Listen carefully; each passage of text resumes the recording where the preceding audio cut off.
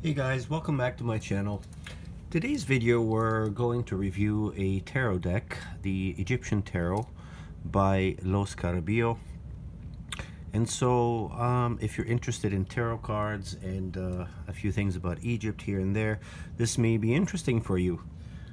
So I acquired this deck about 7-8 months ago, and my interest in tarot cards has been growing increasingly over the past 3 years. I've done some, shopping.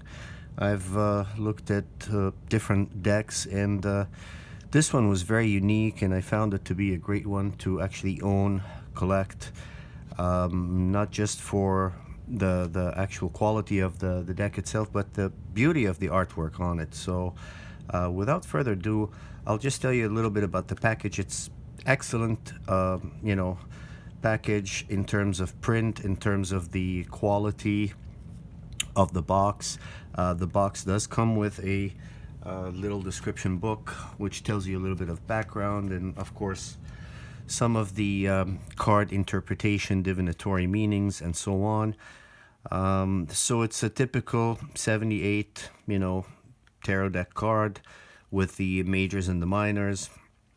And let's take a look at it. But before we begin, important to say the artwork is by Silvana Alasia. And yeah, let's take a look here. So I've opened this box before, and I have some interesting comments on it, but today I want to just show you guys the majors at least. So it's the usual order, obviously, beginning with the Fool. We'll put this here. This is in no way a spread. I'm just trying to get them to actually fit. This would be the Magician, obviously, number 1. And this is printed in Italy, so it's interesting. They've got like more than one language there. 4 languages, I believe, if not more. So there is the Magician. And one of my favorite things about this deck is obviously the papyrus background. So I like anything Egypt, but I really love the contrast of the black background around each one of the cards, and the papyrus itself. And in some cases, as you'll see here, the gradient color on the papyrus is nice and bluey. Sometimes it's just lighter. Sometimes it seems like it's been aged. Beautiful Egyptian colors. The blues, almost like the lapis lazuli, and greens, almost like aventurine. And yeah, let's see. So here's the High Priestess right here. And after is going to be the Empress. One of the beautiful things you're going to always see is this. There's always a hint of gold in Egyptian jewelry, artifacts, etc. So let's try and fit them here. Maybe it'll fit 5 per row. And now next we've got the Emperor, who is sitting very joyfully, apparently. Yeah, I think you guys can see. And then next we're going to have the Hierophant. Again, the beautiful columns with green. Top of it is the lotus, and then some glyphs on the top. And then after that there's the Lovers card. I like how they have this arrow up at the top there. So the Lovers card and a scarab, beetle I should say. And here we've got the Chariot. A lot of times, I am no expert in any way, shape, or form on tarot cards, but a lot of times it's almost like a straightforward Rider Waite type replica or a clone, and this will be Justice. So very vibrant yet muted colors. The deck quality of stock itself, it's really, in my view, very high quality in terms of my ability to actually shuffle. It holds good. That's kind of the standard size, if you will, for a tarot deck. And boy, I couldn't even fit 10 cards here. And so overall, I'm very satisfied with it. The back of the cards is also beautiful. We've got what looks like Isis there. Upside, I mean in both directions, so 2 pointing that way and 2 that way. If you do use reverse in how you use tarot cards or read them, then you won't be able to tell. So that's a good feature for that. Alrighty, let me go on and show you guys more of the major arcana. So we had started with 9 cards, so let's now do the next 9 cards. And I'm trying to fit these guys properly here, so just bear with me. Alrighty. Next, we're going to have the wheel. So I'll put the wheel card here. And the wheel is very interesting here. So you've got your cobras, you've got different shape, what looks like the head of a king over the body of a lion, and then it's also got wings, so that's an interesting shape there. So that's the wheel. After that we have strength, which again almost looks like, you know, the same concept from Rider Waite, but beautiful jewelry on the head of this queen coming from the crown, and even the lion itself is wearing a what looks like a mask. It's beautiful. Next we have the hangman, and I find this hangman interesting because obviously one of the meanings of the hangman, or the things that you derive from the image in Rider Waite, is sacrifice, and there is a sacrificial animal there, or something being used for sacrifice, so it's not necessarily always the human itself that is to be sacrificed. Next we've got death. This is actually, well, I am a Scorpio, so death seems to pop up a lot in my world, but I like it because you've got Anubis there. It's not necessarily any, it's a process, and that's part of the whole Egyptian belief in ancient Egypt, that your heart, this is almost, I would say, as much as it is a death card, but it's almost a judgment card, because as you could see, there's Anubis there, who is the supposedly the god responsible for passing one's soul from, you know, the mortal life to the afterlife in ancient Kemet belief. So, and Kemet is Egypt. I like using Kemet to the extent that I can. But as you could see here, he is holding the balance. And in ancient Egypt belief, one's heart, which is perhaps symbolized here by that little person there, is weighed against a feather. And the idea is passage to the afterlife and comfort in the afterlife can only happen if your heart, if one's heart is lighter than a feather. So you're actually hoping for this feather to be weighing more than one's heart. So that's an interesting way at looking at death. I would call this a judgment card, to be honest. Next one is temperance. And not too many comments on that, but I love the sun. I love the sun behind. Love the colors. Definitely an Egyptian figure there with the dark skin tone and the greens, and the contrast of the colors being also muted is beautiful, just beautiful. Next we have the devil. Again, kind of a similar concept. There's always this, you know, symbol, whether it's something faced with horns, or, you know, part animal, part not, and a chain to some servants or assistants to the devil. And here's that card. And next is the tower. So, well, the concept is it's not necessarily as sturdy or what it seems. It isn't necessarily based on a foundation, and they've used a pyramid here for that part. It breaks my heart to see the pyramid, shattering from the top like that, but that is the concept, if you will. I like the coloring here, but this is perhaps one of my least favorite in color combinations coming together.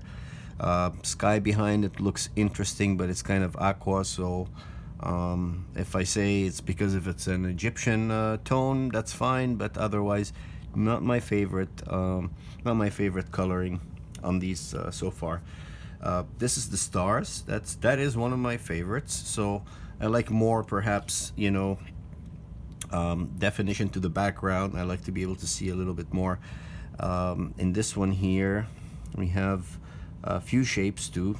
Triangle, the star itself, and other stars aligned up with it. And of course a nice lotus plant there, flower, water at the bottom. It's interesting how the water changes color at the bottom. If you could see, there's one side that's clearer and the other that's not so clear, but there's motion. And then we have the moon, which again reminds a lot of the Rider Waite concept. There's always either the crab or the black and white dogs staring at the moon, and then there's always that duality of dark and light, black and white. The moon itself, there's no character to it, there's no eyes or anything, but you could tell there's the moon, a dark side and a brighter side to it. So with those guys, that would be the next set of cards of the major arcanas on the Egyptian Tarot by Lo Scarabeo. For now, I'm going to bring the last 4 major arcana cards, and we'll move it quicker.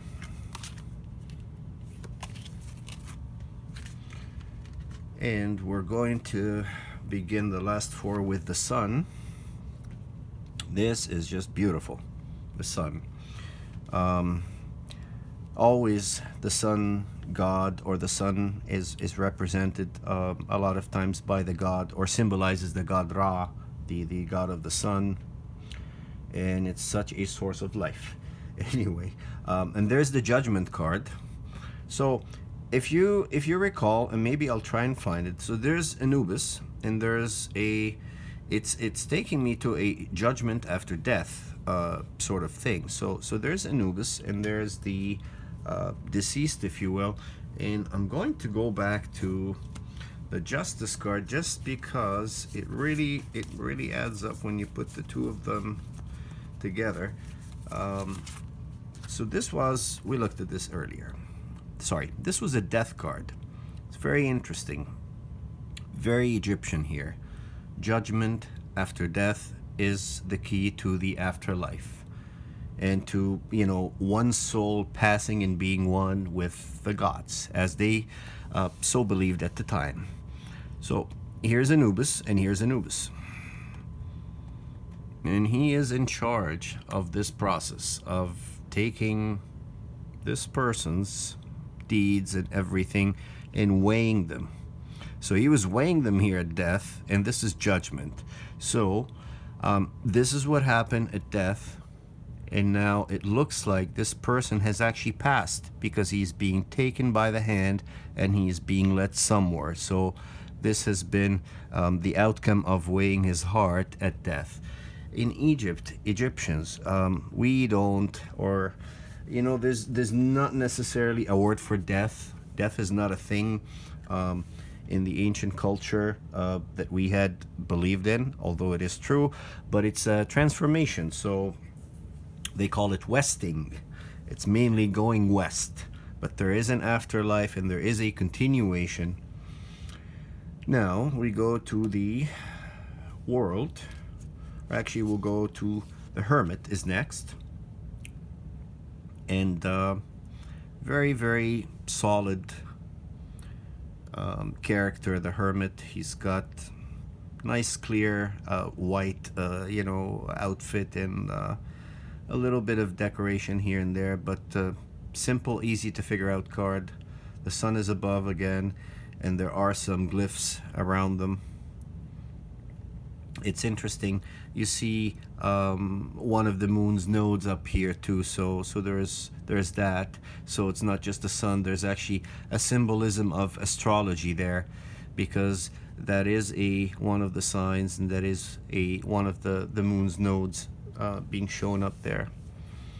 And then last but not least, we've got the world. And the world is just plain and simple flowing. We've got the Eye of Horus right here at the top, and we've got 12, I would say, lotus flowers, and they would symbolize, in my view, again, the zodiac, and perhaps the world in being, what's above and what's below. Nice little harp being played here, and this is a very, shall we say, a harmonious picture of the world, an aspiration of all of us to live in harmony and peace with one another. And I'm not trying to preach or brag, guys. I'm a normal guy who's actually full of, things that can be done better and improved. At any rate, this was the card, the major arcanas of the Egyptian tarot. Now, allow me to read you something, because I had heard that in one of the reviews, and it's interesting. Again, being Egyptian, and Egyptian and Canadian, by the way, both are very dear to me. Proud of both. Both live in me. Couldn't tell you the difference. And thank God both countries do welcome dual citizenship. So I'm a proud both. But going back to history, as an Egyptian, you want to believe everything, about your background and your culture. There's always all these biases that are built into us. And I'm honest enough to admit that I have a ton of them. However, one needs to work with reason here. So there's an interesting page in the book that came with that deck. And it talks about the idea that a lot of us and a lot of folks do believe, or did believe, that tarot decks originated from Egypt. I do have a low battery, so I hopefully can continue talking and read through the next passage here. Basically, what this is saying is it's a myth, and it goes. I'll just go from this paragraph. Towards the end of the 18th century, an archaeologist called Coeur de Gobelin, okay, from French, made the following historical statement. He said, "The Book of Thoth exists, and its pages correspond to the images of the tarots. They were invented by the god Thoth himself, and supposedly were used by Egyptian priests for divinatory purposes and initiation rites." Although the statement is based on objectively weak reasoning, it was embraced and accepted all over France at the height of what they call the Egyptian craze, thanks to the archaeological finds brought back by Napoleon and the deciphering of the Rosetta Stone. That's how they figured out how to decipher and read hieroglyphs. So if you ever purchase this deck, you'll read a few more paragraphs that will say that this is a myth, and nothing that is concrete evidence really to lead you to believe whether it's this way or that way. But it is true, there was a fascination with Egypt when Napoleon came back after the his whatever we call that, trying to take over the world back in 1812. And around that time, a lot of artifacts were stolen from Egypt. And so I would lean either way, really. What's more important is that it's a beautiful deck, and it does have a ton of knowledge and history. For example, once you get into the minor arcana, the cards are going to give you, a piece of history on some of the images. For example, you'll read about the Eye of Ra, which is, for example, right here in the Wands. That's in the Ace of Wands. The flowering papyrus, the glory of Khepri. Lots of ancient Egyptian gods and goddesses' names you'll be introduced to. I hope this wasn't too long. Hope you guys liked it. If you do, please do. And show me that you like it and subscribe. And I look forward to the next video and look forward to your comments. Thank you guys for watching and have a great rest of your day. Bye now.